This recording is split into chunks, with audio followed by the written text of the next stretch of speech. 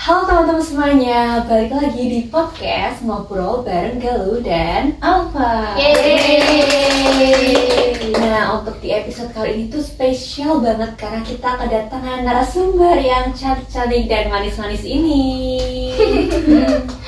Dengan siapa aja nih? Halo, aku Keisha. Halo, aku Evinda. Kami berdua di sini akan menjadi narasumber dari Ngobrol bareng Galuh dan Alfa. Oke, nah untuk kali ini kita bakalan bahas topik apa sih Pak sebenarnya? Nah, untuk kali ini kita akan membahas topik tentang FOMO dan flexing. Yaps, bener banget nih, apalagi kalau misalnya akhir-akhir ini ya kita lihat di medsos, di story orang, di story IG juga mungkin ya. Kayak kita tuh ngerasa kayak, kok hidup gue kok gini-gini aja sih sebenarnya. Nah, maka dari itu kali ini kita akan membahas tentang seberapa jauh sih FOMO dan flexing mempengaruhi kehidupan para remaja saat ini. Yaps, bener banget nih. Nah, kalau misalkan menurut Kisha dan Evinta nih, sebenarnya FOMO sama flexing itu sebenarnya apa sih? Dan kenapa dua hal ini rasanya makin sering banget muncul di kehidupan remaja sekarang? Ya, jadi kan untuk saat ini perkembangan zaman, apalagi teknologi itu kan semakin berkembang dengan pesat. Nah, pengertian dari FOMO sendiri itu adalah fear of missing out, yang artinya takut ketinggalan tren atau takut ketinggalan orang lain gitu. Orang lain bikin tren apa, dia pengen ikut, terus kayak nggak mau ketinggalan dari yang lagi viral gitu kan. Nah, itu nanti yang dinamakan dengan FOMO itu seperti itu.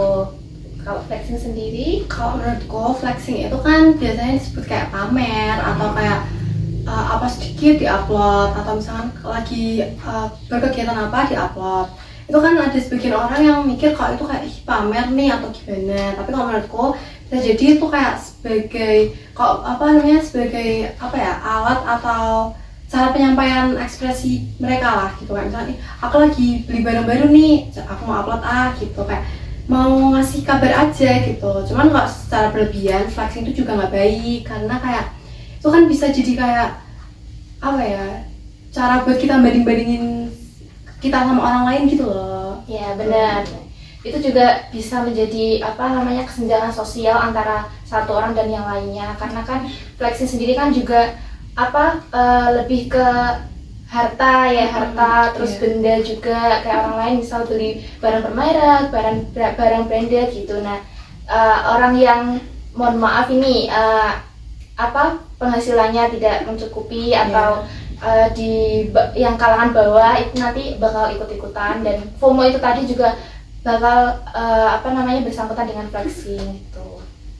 Jadi mereka saling satu kesatuan yang sama. FOMO itu sebagian dari flexing, dan flexing itu akan menimbulkan FOMO gitu. Oke, pertanyaan selanjutnya, kalau dari pengalaman atau pengamatan kalian nih, media sosial tuh sebenarnya lebih banyak bikin orang termotivasi atau justru malah bikin insecure karena FOMO dan flexing? Dan kenapa bisa kayak gitu tuh?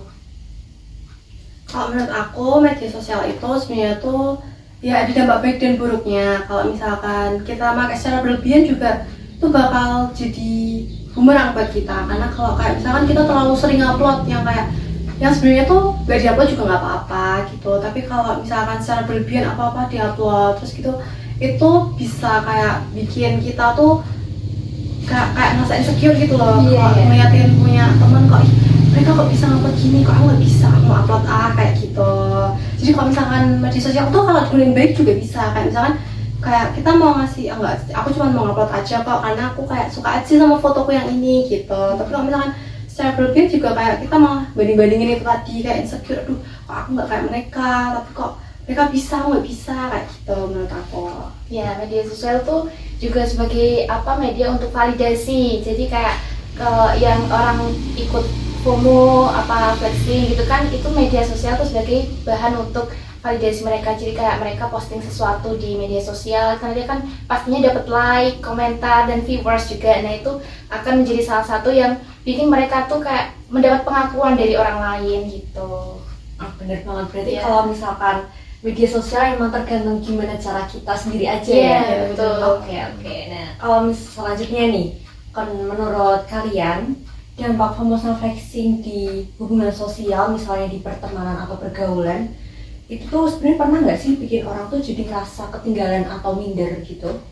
Kalau menurut aku sih jelas banget ya, karena kan lingkungan pertemanan itu pastinya kan ada yang di atas, ada yang di bawah juga. Itu kan kita kan bersama-sama ya, saling berbaur gitu kan. Kita nggak tahu nih orang latar belakangnya orang tuh kayak gimana, apakah dia tuh dari keluarga yang mampu atau yang berkecukupan atau yang kurang gitu kan. Nah, sedangkan kita sendiri jika berada di lingkungan yang cukup dan mampu, itu pastinya kan akan membawa sesuatu yang menarik ya untuk orang lain yang di bawah kita. Jadinya kan kayak kita dalam pertemanan nih, misal beberapa anak itu membawa sesuatu yang di matanya orang yang kurang ini itu menarik. Jadinya mereka tuh kayak ngelihat kita sebagai panutan, kayak oh dia aja bisa beli ini itu, dia aja bisa kayak gini kayak gitu. Jadinya dia merasa kayak aku juga harus bisa, aku juga pengen kayak mereka, padahal tuh dirinya sendiri tuh kurang. Jadi dia di latar belakang yang kurang mampu gitu kan. Jadi itu kan membuat kesulitan diri sendiri dan orang tua juga tentunya sih. Ya bener juga itu kalau kayak gitu tuh malah kayak nanti diri kita kayak paksa gitu, kayak harus bener-bener ngikutin apa ya orang itu deh, aku pengen kayak gitu biar aku diakuin sama mereka kayak gitu sih. Oke, selanjutnya flexing itu salah nggak sih sebenarnya? Atau wajar aja selama tahu batasannya? Terus gimana caranya biar kita nggak ikut-ikutan flexing cuma karena takut dibilang ketinggalan? Kalau menurut aku itu flexing tuh sebenarnya tuh ya bisa dikatakan buruk sih kalau misalnya secara berlebihan tadi, kayak yang branded di-upload ke yang biasa aja dia nggak upload kayak gitu. Terus itu kan bisa nimbulin kayak orang tuh mikir kayak aduh mereka berpikiran kalau dia orang yang berada nih kayak gitu.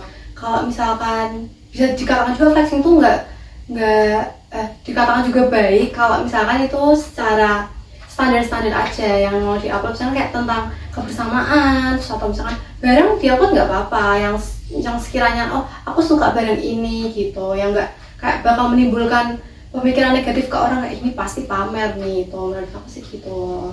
Ya kalau dari aku sendiri, FOMO dan flexing itu pasti ada dampak positif dan negatifnya ya. Yang tadi dampak negatifnya kita udah banyak sebutin. Nah sekarang kita melihat ke sisi yang positifnya nih. Sisi yang positifnya dari FOMO dan flexing itu ketika seseorang mencapai sebuah pencapaian, yaitu misalnya berprestasi, terus mengikuti banyak lomba-lomba atau kejuaraan. Nah itu mereka pamerkan di media sosial sebagai sarana dan media untuk validasi, itu dilihat banyak orang. Nah nanti orang akan ikut FOMO, dan FOMO-nya itu mereka pasti akan baik, positif, karena mereka melihat orang yang berprestasi, mengikuti banyak perlombaan dan kejuaraan, dan mereka akhirnya tertarik nih, wah orang ini kok pintar segala macam, bisa ikut lomba-lomba, bisa ikut kejuaraan, terus bisa dapat sertifikat, piala dan lain-lain. Nah si orang ini akhirnya FOMO untuk bisa termotivasi mengikuti hal perilaku tersebut gitu. Sisi positifnya ya. Oke, nah untuk pertanyaan terakhir nih, nah menurut Evelita sama Kisha sendiri, apa sih yang bisa dilakukan remaja biar tetap enjoy main medsos tanpa kejebak adanya FOMO sama flexing yang berlebihan? Kalau menurut aku, biar kita nggak kejebak gitu ya, tetap harus ada yang namanya sadar diri ya. Sadar diri kan pasti perlu, apalagi kalau dari latar belakang yang nggak bisa dipaksain nih, kayak kamu kita sendiri nih dari keluarga yang tidak berkecukupan atau tidak yang mewah-mewah banget gitu kan. Nah, kita harus sadar diri dan tahu batasan. Kalau kita punya teman yang terlalu glamour atau terlalu fancy gitu buat kita nggak bisa ngikutin, ya udah tahu sendiri aja batasan kamu tuh di mana. Kalau kamu tuh orang yang seperti ini, orang yang bisa menerima diri, itu kan lebih baik ya. Jadinya ya harus tahu batasan sih. Kalau misalnya orang itu punya sesuatu yang tidak kamu punya, jangan memaksakan diri buat ikut-ikutan orang lain gitu. Bener sih, kayak kita enjoy aja main sosmed tuh kayak dinikmati. Kalau misalnya kita mau upload momen, upload aja. Kita mau upload barang yang kita suka, di-upload aja. Cuman ya itu yang bener, kalau misalkan nggak perlu lah mikirin orang lain kayak kok dia bisa upload ini, dia upload tas mahal nih, aku juga mau upload itu gitu.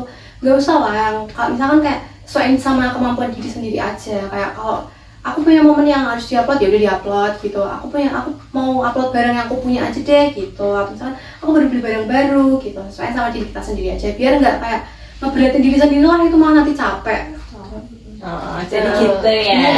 Jadi emang FOMO sama flexing itu sebenarnya emang dampaknya tuh banyak banget, dan emang ada dampak positif dan juga negatifnya. Jadi kadang kan kita mikir ya dampaknya itu selalu negatif, tapi ternyata juga ada dampak Iya, positifnya juga. iya. Tadi yang udah disebutin soal narasumber kita yang ada di sini.